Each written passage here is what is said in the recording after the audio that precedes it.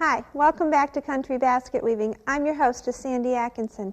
Today we're going to be working on Ona's basket. This is a pattern that was shared by a student of mine, and her grandmother made this basket when she was a young girl. We're not sure if it's original to her grandmother or not, but Bonnie, my student, really wanted to make one like it. So today we're going to work on Ona's basket.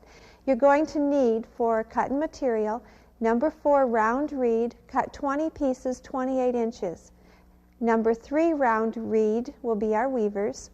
Number 10 round reed, cut 2 pieces, 31 inches. And number 2 round reed also. You're going to need a wood base too. And the wood base is 7.5 inches across, oops, up and down this way, and 10 inches across this way. Has 20 holes drilled in it. They're about 1/4 inch from the edge. And it's made out of a thin 1/4 inch plywood. We're going to take our spoke pieces and we're going to be inserting them down into the hole. And if you need to, open that hole up with an awl before you place the reed into it. That helps it slide in. Put it down there about 5 inches. Some of this I've already done ahead of time so that I wouldn't have to spend too much time on it here. I'm going to finish inserting these last 4. And then I'm going to take my needle nose pliers and we're going to put a crimp on the edge right next to the base. And this is so it'll bend without breaking. Make sure these are nice and wet. Then we're going to, starting anywhere, you're going to take it behind one and out. Behind one and out, all the way around the base. I think these ones that I just put in need to be just a little bit longer. Let me give myself some more length here. Behind one and out. When you come to the last one, use a tool or an awl or something and open it up a little bit and slide that piece right under there. And that's going to hold them all in. The second step, this is called a two-step braid, very basic, real easy to do. Starting anywhere, bend that piece and put it in. The one in front of it, it goes behind. Now this one I've left too short. Let's give it a little bit more length. Easy to do at this point. And we're going to work this pattern all the way around. Pick up the one in front of it and it goes underneath. Some of these I've shortchanged myself so they're not fitting in, so let me give myself a little bit more. Anyway, you're going to pick the one up and work it all the way around. Okay. Turn the basket upright and we're going to start triple twining. Triple twining is using 3 pieces of twine. Those are the wrong ones. Here's the ones I want. We're using number 3 round. I've got 3 pieces. I like to have my 3 pieces different in lengths if I can, so that when I run out, they won't all run out at the same spot. Okay, taking the 3 pieces, we're going to put them in 3 consecutive spaces between the upright spokes. I hold them with my left finger, taking the one on the far left, go over 2, in front of 2, behind 1. In this pattern, you're just going to repeat all the way around the basket.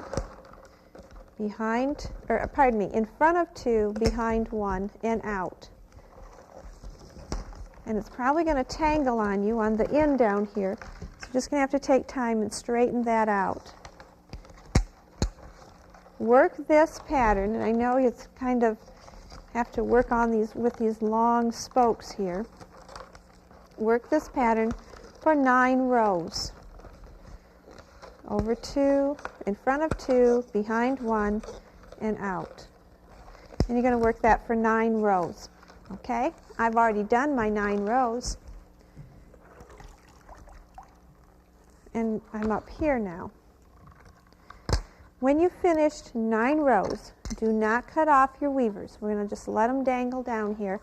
Now we have to spread these out. If you noticed on the top of the basket, it sort of comes up and then it starts spreading out. Well, that's what we're going to do now.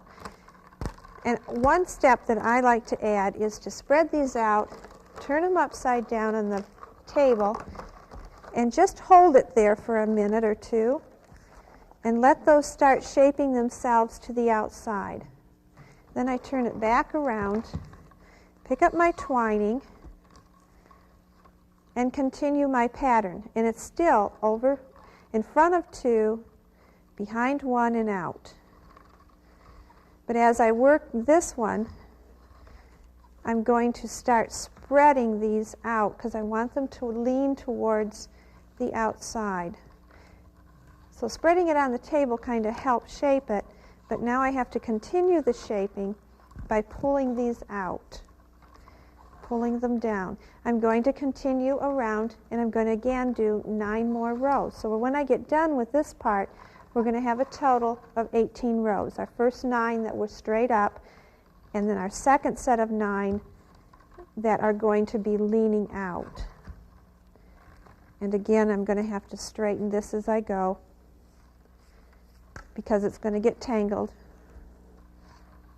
Keeping everything wet. It's important that we work with this reed wet. We don't want to let it dry out on us because it will break. If you should break a spoke, simply cut it off at the break using your an awl or a knitting needle. Open up the spot right next to it and insert down a new piece. But if you keep it wet, you shouldn't have that problem. Okay, as I work this, it's starting to spread out as I continue my rows around. Remember, 9 more rows. Again, I have that step done. I've got my 9 rows finished. Now you can see on this one how this came up straight and now it's starting to arch out. That's exactly the look we want. To end your rows, when I got back to where I started, I simply cut them off. I gave myself some length. I'm going to come in here.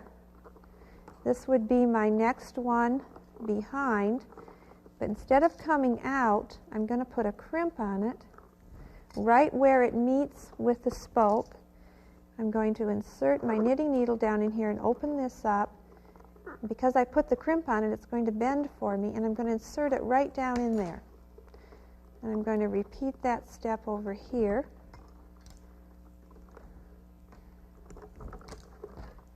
And this is how I'm going to end these last spokes.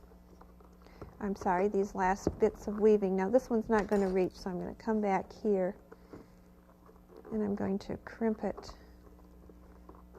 down there. Put a little point on it so it'll travel. And I guess I will take that one behind and insert it down in there. Now I've ended those. These other pieces here that are sticking out from where I wove before, I'm simply going to angle cut them. Just put a cut on them. Don't cut them real short. We don't want them to pop back out. I need to get rid of these now because of my upside down weave. This kind of basket has unique weave on it. It's an upside down weave. So I need to get rid of all these ends now. Do you remember how we added these? This is where I've added my new lengths for my weavers. Oh, it's flying all over the set here. Couple more. And now, after I know that everything is still pretty wet, I'm ready to go on. The next step is to take and go behind one and bring it to the outside. Behind one and out. This is nice, loose, loopy weave. So I'm going to have to hold it because there isn't anything to hold this down right now. I'm not going to worry about the height of my loops at this time because they're going to need lots of adjustment as we continue on weaving this basket. It wouldn't do any good at this point to adjust those loops. A couple more here. Now, when I come to my last one, it's going to fit in my first loop and come through to the front. Now they'll kind of hold themselves down. And again, I'm still not worried about the height here. Now we're going on to this upside down weave. I'm going to take another piece of our number 3 round that we're using for our weavers, and I'm going to crimp it off center. I know we've done this before, but let me show you again. I have 2 different end lengths here, and I'm going to come in here and crimp this off center. Turning my basket upside down, I'm going to come about 1 inch from the top edge of my basket here. Let me turn it this way. Pick a spoke and loop over my weaver. And again, I'm about 1 inch from here, and I'm going to start twining. This is probably the hardest row in the whole basket because there's a lot to hang on to. There's some adjusting to do, and you have to remember to weave tight next to the basket. If I let go of it, it's going to come out, but if I keep weaving tight, as I pick up all these spokes, eventually they're going to stay next to the basket. And that's what I'm after. I'm after these to stay next to the basket. I'm going to continue weaving around. I'm going to pick up my speed because I really would like to get this first row done for you. So you can see how when I come back to the end of where I started, you can see how I've got that tight. And I'm just twining. This is just single twine. Okay, I know it doesn't look like much yet. There's nothing to hold it here. Let me straighten out my ends. Make sure I don't miss any in here. And again, I'm not concerned about spacing yet. I'm going to go back and adjust my spacing in a minute. If I should miss one, I'd simply have to undo the twining and go back and pick it up, because we can't miss any. Okay, just a few more here. This is such a pretty basket. I like to stain this one and give it an antique look, knowing that it was made several years ago. Okay. Oh, not quite there yet. Once I get this row done, everything seems to tame down. I don't have things flying all over anymore. There I go. There's my last one. Now I'm going to come across here and pick up my first one again and twine on that piece. Now I'm going to be concerned with shaping this. So let's put a clamp on it here. Come back here and start spacing my spokes, keeping it about 1 inch from my base here. I want you to just try to space these up here, get everything even. And then I want you to come up here and adjust your loops. Make sure your loops are all the same height. That's important now, and they should be able to hold that adjustment that you're making. When you get them all even, you may want to take the time and measure each one and make sure that they're all even. Okay? Then continue on twining. Pick up here again, continue on twining, keeping this near to the basket, and you're going to twine. Bring out the next basket and show you where I've already done that. This is our upside down weave. Everything's been adjusted, everything fits into place, and we've got 2, 4, 6, we got 8 rows here, so twine for 8 rows. Then when I cut off the ends, I just leave them inside, just put them inside the basket. Our next step is working on the bottom braid. We're going to be under one and out. Again, we've done this braid before. Under one and out, all the way around the basket. And we're kind of going against the way the weavers, your spokes are, pardon me, by the way your spokes are here, because the spokes are heading this way, and I'm really taking them back and making them go the other way. Work that pattern all the way around the basket. When you have it all the way around the basket, again, start anywhere and go in front of one and to the inside. In front of one, pick up the spoke ahead of it, and go back to the inside. When you have that done all the way around, you're going to repeat this step again. So find where you are at, Pick up your spokes under here. They've probably kind of slipped down in there. And you're going to do it again, that same weave. You're going to go under one and out, under one and out, all the way around. Finish that one and come back in. And that's the next step I need to show you. I've taken this one, again, this is a two-step braid. I've taken this one and I'm at the point now where I have these all ready to go. They're under one and out. Now, taking a knitting needle, as you do this second step on this bottom braid, you're going to pick up one, you're going in here, and as you do that, you're going to lift up your very first braid that we did at the very beginning of the basket, and that slides down underneath there. I'm going to do a couple of these so that you can understand what I'm doing. This is my second step. I'm also catching my very bottom braid, and I'm sliding that piece under both ends of my braid here.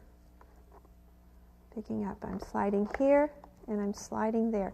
This is going to grab that and hold it securely to the base. And that braid is going to make this whole thing come together and be firm. We do one more for you, and then we're ready to go on to the handle. Of course, after you finish this braid and you've pulled everything tight here, can you see how tight and how this looks like one continuous braid? That's the look that we want. Then you can come back in here and you're going to be trimming all of these pieces here. Okay? Work that pattern all the way around. As we go to our handle piece, we have number 10 round reed here. Make sure you soak this number 10 for a good hour, 45 minutes to an hour. It really needs to soak to get a good bend to it. So I'm going to put that back in to soak. Here I did a simple wrap. Oh, we need to insert them first, don't we? Let's come back here. I've got these. Supposedly I've got my bottom all done here, and I've got my two pieces. I like to come in here and just put an angle cut that goes with the arch. And the reason I do this because it helps slide that in as I weave and place this handle in place. I want that to slide in easier for me. I'm looking at the basket the long way, and this handle part is going to go in. Well, as you look at it, I'm going to have 4 spokes here. My 4 that came across, I'm going to have 4 of them in the middle. So I'm going to be between the 4th and 5th on this side. And what I'm doing is sliding that right down in there between my upside down weave and my basket. Come around to the other side and repeat it. Find my 4 spokes here that are at the top of the basket and slide this down in there. I'm going to come around and repeat this step on the other side. Again, I want 4 between my handles, and it's going to be a little bit tight. And then bring this piece around and repeat that last step. Again, I want 4. This one I wove tight, but that's good because when I get done, that's going to look really nice. Now bring the handle together. You're going to have to make an adjustment. This one's a little bit too high, so I need to slip that in a little farther. Kind of help shape it. It still looks a little bit high. I probably want to play with this a little bit and get them even, but I'm going to go on for right now. Taking out my number 2 round. We're going to use number 2 at this point. I'm going to put a braid, a wrap on the top of my handle. And it's very easy to start. I'm going to push my handles together, lay my piece of reed right on top, and I like to put a little crimp here so I won't break it. Bring this around, holding this all together. I'm going to start wrapping. I don't like the little tail there, this little end here. I hope I can work that out. And I'm just going to continue to do a wrap. Butting these up real tight together. I want to look and make sure I'm in the middle of the basket here. I want to be sure I'm in there. Let me show you quickly how I'm going to end it. This one I've centered a little better than that one. Here's where I started my wrap. I'm going to continue my wrap here, again watching that everything's centered. It doesn't hurt to take a tape measure and even center this also, and do my wrap. Now that I've finished on the other side, I like to work my end on the underside so it doesn't show. Cut off yourself about 6 inches in length. Very carefully I'm going to come back here and loosen 3 rows. And then I'm going to stick this end up into my 3 rows, give it a tight pull, and take my thumb and my finger and work this back in tight. Work those back in. As I'm working them in, I'm giving them a tug, and I'm pulling them there. Then I can come in and give one last tug and cut that end off, and you don't even see the end of it there. We need to secure the basket here, so take another piece of number 2 round,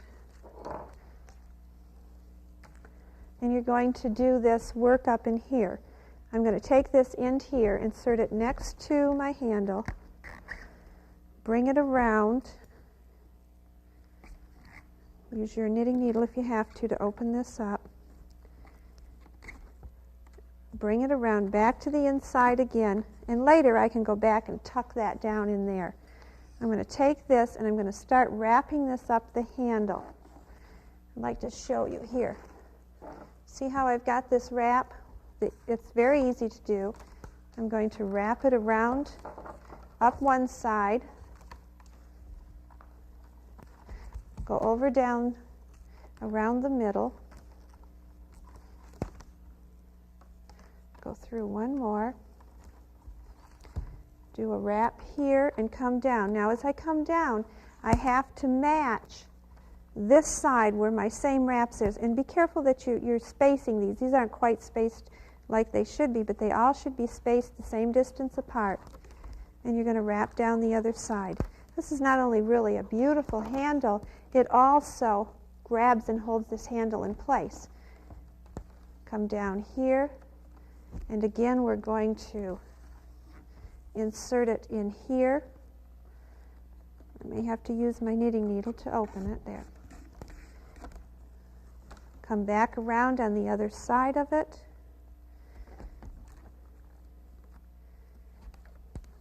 Open it up. Now start back up this side and make your wrap cross. You see how I've made my crosses in here? I'm going to make those cross. I like to put them on the outside because I think they're so pretty. Come back down, wrap up this way, wrap back down to the other side, and then you're going to secure that end. Come back down here, wrap this one back down. See how I'm making my crosses? Come back down in, and you're going to secure that in just the way we did before. You're going to repeat this step, the whole step on the other side of the basket for the other handle. And that's going to lock that handle in place so it doesn't come out. Wrap it around a couple of times. And then when you get that done, sit on the table and just adjust it and put it back into shape. Don't forget you have to do your other side also. Take your scissors in here and you want to do some trim work. You need some trim work done on the bottom and any others that you may find inside and around. The basket we'll be working on next week is called our market carrier. It has a closed bottom on it, has a lot of color woven in, some seagrass. Notice the sides are higher in here. It also has a Victorian handle. This is a medium-sized handle, and we'll talk next week also about how to finish handles and make them really pretty as this one shows up to be. I'm looking forward to seeing you next week. We'll look for you then. Bye-bye.